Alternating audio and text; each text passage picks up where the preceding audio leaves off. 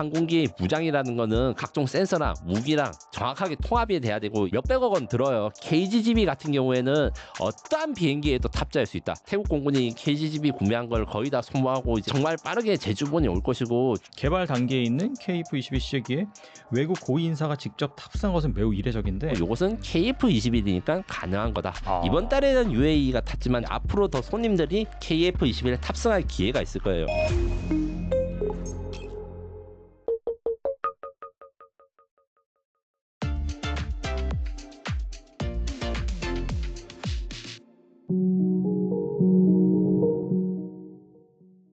네, 김민석 특파원님 모셨습니다. 안녕하세요.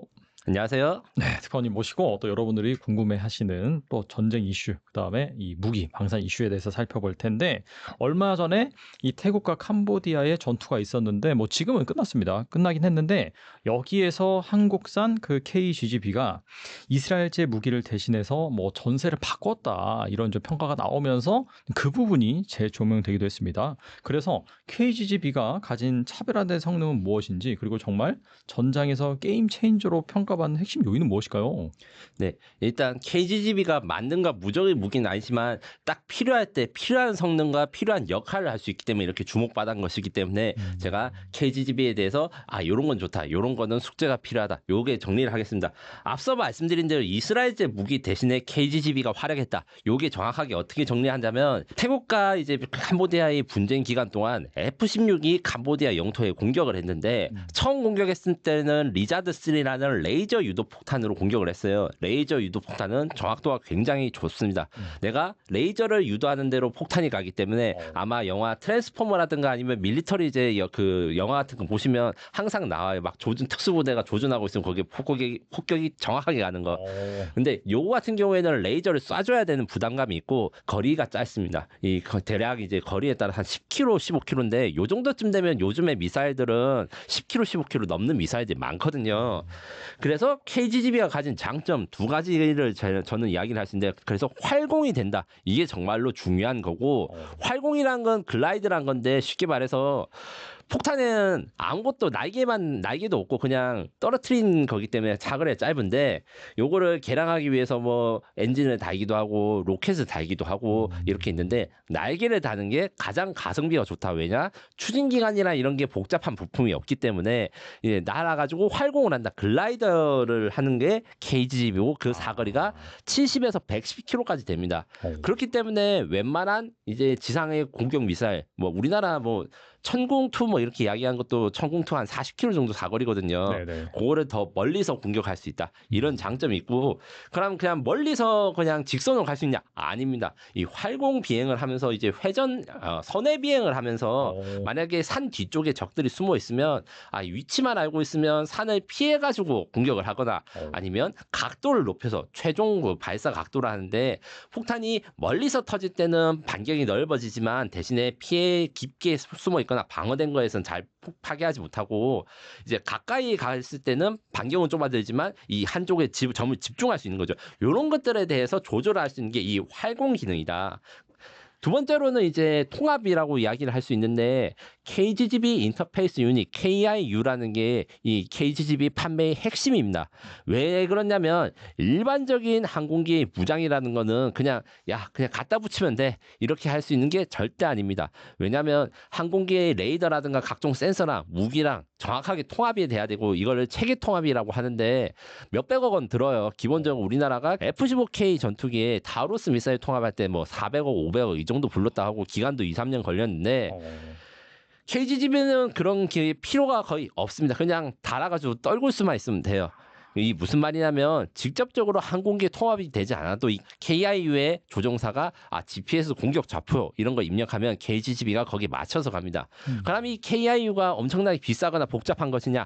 아니에요. 기본적인 개념은 LTE 모듈이 있는 태블릿 PC에 가깝습니다. 물론 이제 이렇게 말하면 너무 단순하게 말한 건데, 상용 부품이 UMPC라든가 이 태블릿과 비슷한 걸 사용해가지고 기본적으로 통합이 될 필요 없이 조종사의 무릎에 있는 KIU에다가 좌표만 입력 등록해주면 모든 준비 작업이 끝나기 때문에 어떠한 비행기에도 탑재할 수 있다. 왜냐하면 이게 대한민국의 한계 때문에 생긴 건데 KGGB 같은 경우에는 우리가 세계 최고의 성능을 가지고 우리가 킹왕짱 미국 같은 나라에서 만든 무기가 아니에요. 네. 왜냐? 대한민국의 공군력 중에서는 이제 40년, 50년 된 비행기들이 아직도 비행하고 있습니다. 작년에 F4가 퇴역을 했는데 이게 한 40년 넘었고요. F5 전투기가 아직도 현역이거든요. 내년부터 대체가 되는데 대한민국은 북한을 상대해야 되기 때문에 구형 전투기를 퇴역할 수가 없어요. 그래서 막 오래 있는데 구형 전투기에다가 최신 무기를 달기가 너무너무 어려운 거예요. 그렇죠. 네. 그걸 해결하기 위해서 제가 앞서 말한 이제 KIU라고 이제 태블릿 PC 같은 데다 이제 장착을 해가지고 통합을 하고 이러면 어떠한 비행기에서도 다 통합이 된다. 이게 수출 경쟁력이 된 것이죠. 왜냐하면 우리나라에서도 뭐 4, 50년 된 전투기에다가 통합을 하는데 통합을 못할 전투기가 없는 거예요. 그래서 고객이 요구만 하면 급하게 그리고 이제 통합 작업도 빨리 할 수 있어서 이 수출 경쟁력이 된다.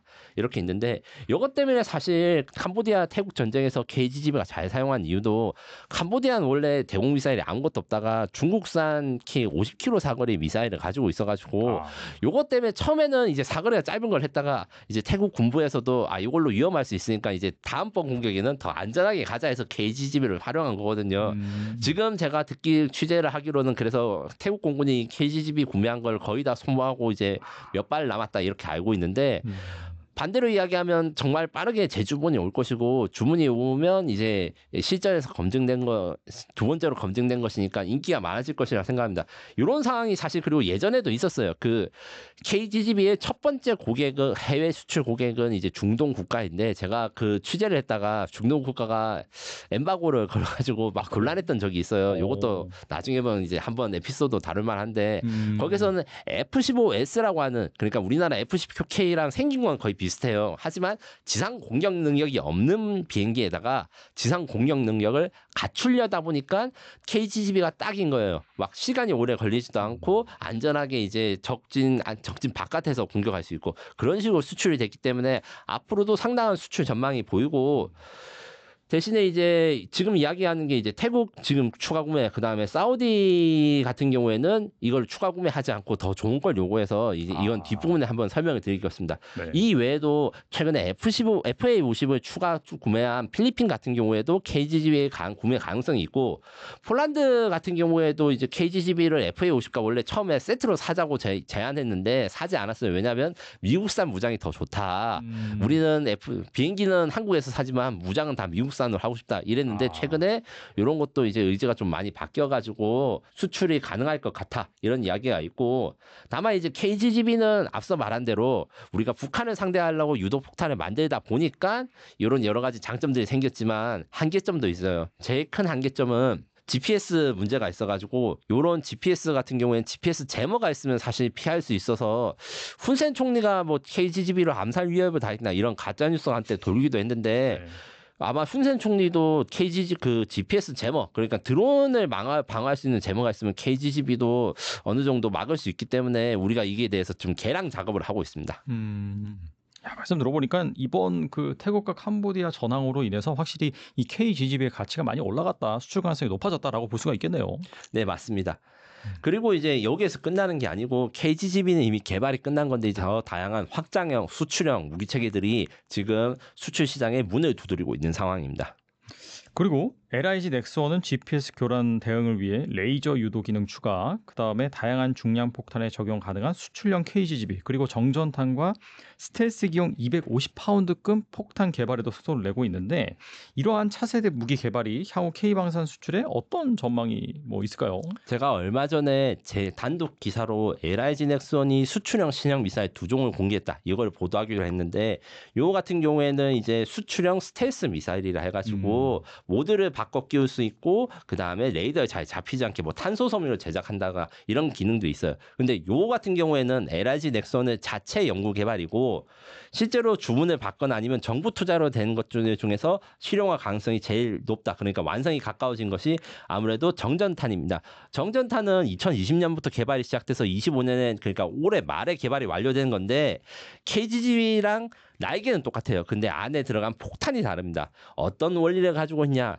탄소섬유 다발이 있어가지고 송전탑이라든가 아니면 발전소에 그 노출된 요새 그 주식 잘 나가는 거 어떤 게 좀 발전 설비들 있잖아요. 송전 설비들. 뭐 전력기기 업체. 예.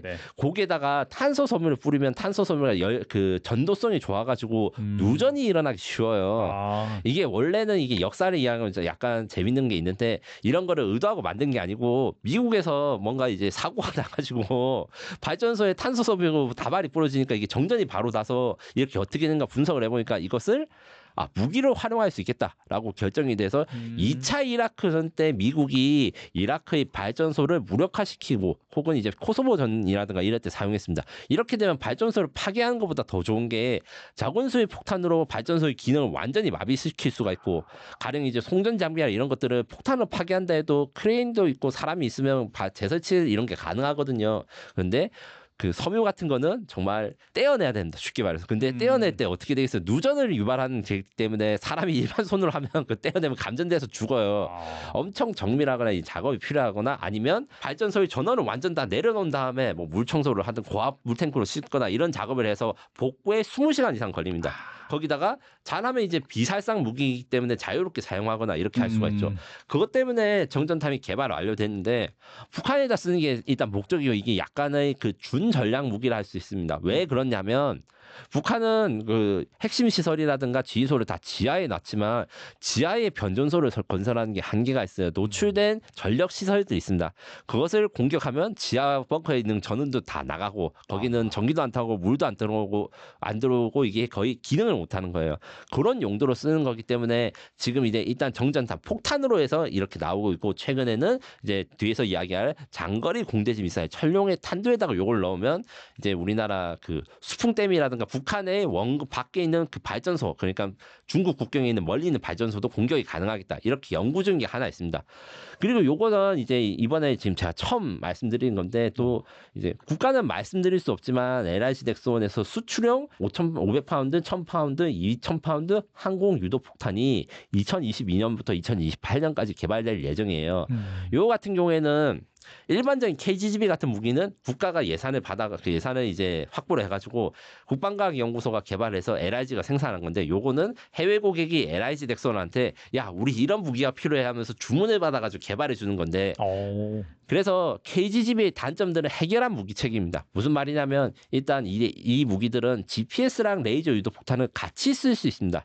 미국의 LJ담이라고 해가지고 KF-21에 통합되는 차세대 유도 폭탄이 이런 건데 필요할 때는 레이저를 쏘다가 그 레이저가 끊기면 GPS로 가거나 뭐 이런 식으로 혼용할 수 있는 이런 복합 그 탐색기를 가지고 있고 KGB는 500파운드 폭탄에다가 다는 날개예요. 그 무슨 말이냐면 폭탄은 이제 비행기 날아가는 건 전부 다 거의 파운드, 인치 이런 거 씁니다. 그래서 500파운드라고 하면 약 450kg, 뭐 1000파운드, 900kg 이렇게 있는데 1000파운드, 500파운드, 2000파운드로 이제 그 붙일 수 있는 걸 확장을 해가지고 미국의 제이담을 사지 못하거나 아니면 제이담보다 좀 독립된 걸 가지고 싶어하는 나라들한테 우리나라가 제이담 유도폭탄의 대안으로 제시하는 게 있고 28년까지 개발이 완료된다고 치면 그때 이후에 또 대량 주문이 예상됩니다. 마지막으로 미래형 유도폭탄을 지금 2029년부터 연구할 예정인데 요 같은 경우에는 아직 세부 내용이 안 알려져 있지만 폭탄과 미사일의 차이는 옛날에는 폭탄은 이제 멍텅구리 그러니까 유도 장비가 없이 폭약만 있고 미사일은 거기다가 복잡한 유도 장비라든가 추진 기관이 있고 이런데 요즘은 폭탄에다가 날개도 달고 로켓도 달고 별 이상한 거 다 하거든요. 그렇기 때문에 가격이 저렴한 건 폭탄, 가격이 비싼 건 이제 정밀 유도 무기 혹은 미사일로 분류하는 게 맞을 것 같은데 이 폭탄 같은 경우에는 가성비가 그 어느 것보다 중요한 제품이기 때문에 대한민국이 잘 만드는 주력 상품이 될 수 있다. 이렇게 생각하시면 됩니다. 그리고 최근 UAE 국방차관이 KF-21 시제기에 탑승해서 이영수 공군 참모총장과 함께 우정 비행을 실시를 했습니다.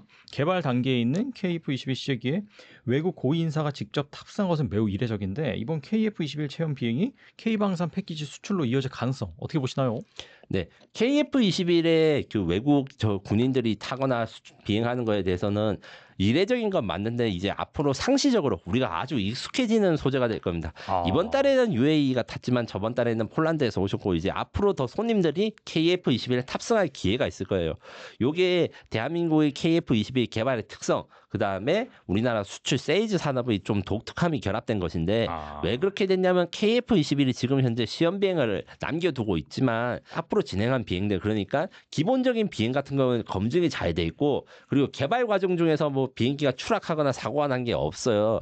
요거는 두 가지 이유가 있는데 가장 중요한 이유는 아무래도 우리나라 카이를 비롯한 우리 개발진들 국방과학 연구하시는 분들이 헌신을 했기 때문에 이런 사고가 안 나는 게 첫 번째로 있고 그렇죠. 두 번째로 이제 처음 만들 때부터 우리나라 KF-21이 반드시 성공해야 되는 비행기이기 때문에 그 도전해보거나 아니면 실용화되지 않은 기술들을 사용하지 않았고 검증된 기술들만 사용해서 이게 신형 전투기지만 엄청나게 검증이 잘 된 것이다. 비판을 하자면 이게 이제 최신 비행 기종이 아니다. 이렇게 비판할 수도 있지만 전투기는 신뢰성이 핵심입니다. 사고가 안 나야 돼요. 그렇죠. 그렇기 때문에 요 부분이 KF-21 검증되어서 증명 이런 테스트가 가능하다. 그리고 우리 경쟁 기종들 중에서는 F-35가 우리 경쟁 기종이라 할 수 있는데 F-35가 성능은 더 좋은데 치명적인 단점이 있어요. 이게 돈을 아낀다고 단좌형 그러니까 한 명이 타는 비행기밖에 없습니다. 그래서 이렇게 고객이 타거나 외 손님들이 타는 비행 복좌형을 하는 게 불가능해요. 요게 또 이것을 잘 활용해서 마케팅이 됐다 이런 것인데 UAE 같은 경우에는 지금 이제 말씀하신 그 우정 비행은 이브라임 나세드 모하메드 알 알라이 아랍에미리트 연합국 국방차관님이 그 KF-21에 후방석에 탑승하고 우리 이영수 공군참모총장님이 FA-50 후방석에 탑승해가지고 같이 비행을 해서 우정 비행을 했다 이야기를 하는데 이게 의미가 깊습니다. 이 아랍에미레이트 아랍에미레이트 방문이 이제 두 번째 방문인데 첫 번째 방문했을 때부터 우리가 정기적으로 좀 방문해서 이 탑승을 해보고 싶다 이렇게 말하는 게 몇 달 되지 않아서 바로 이루어진 건데 앞으로도 몇 번 더 테스트를 하실 것 같아요. 그리고 이 국방차관님이 그냥 국방차관이 아니라 F-16 조종사 출신이셨거든요. 이런 후방석에 탈 수 있는 사람이 그냥 아무나 탈 수 있는 게 아니고 그렇죠. 그 비행 테스트를 해야 돼서 이제 대한민국도 한때 이제 전직 대통령 지금은 전직이신데 대통령님이 타시려고 막 비행 테스트 하고 이런 적이 있었어요. 이게 통과가 안 되면 아무리 높은 사람이라도 탑승할 수가 없습니다. 근데 이걸 탑승한 분들이 가지고 갔다는 거는 실제로 전투기를 몰아보고 전투기에 대해서 잘 아는 전문가들이 와서 우리 KF-21에 평가를 했다. 그리고 좋은 평가를 남겼다는 거는 향후에 그 회사의 사업을 진행할 때 큰 도움이 되는 것이죠. 이분도 F-16 조종사가 아니었으면 사실 후방석에 타지를 못했을 건데 천만다행히 이제 있고 또 제가 취재를 한 바로는 이 이영수 공군 참모총장도 F-16을 모신 적이 있어요. 그래서 어떻게 라포를 형성했냐면 나도 똑같이 뭐 로키드 마틴 거 이랬는데 교육받고 같은 기종 다 봤으니까 야 너 요거 만져봤겠네 이런 식으로 이제 수다를 떨면서 친해지는 계기가 되었다. 그래서 이제 그리고 또 이 비행기에 타가지고 우정 비행을 하면 같이 옆에서 교신을 하는데 교신 내용이 좀 들을 수가 없잖아요. 그래서 두 분들이 막 그 덕담을 하거나 좋은 말을 솔직하게 이렇게 말을 하는 것도 소통이 가능한 시간이다. 이런 식으로 해서 마케팅에 큰 도움이 될 것인데 단순히 지금은 폴란드랑 아랍에미레이트 두 국가가 있지만 제가 보기에는 이제 필리핀이라든가 뭐 사우디라든가 이런 분들도 오셔서 비행을 하는 날이 올 것이고 이것은 KF-21이니까 가능한 거다. 이 말을 꼭 드리고 싶었습니다.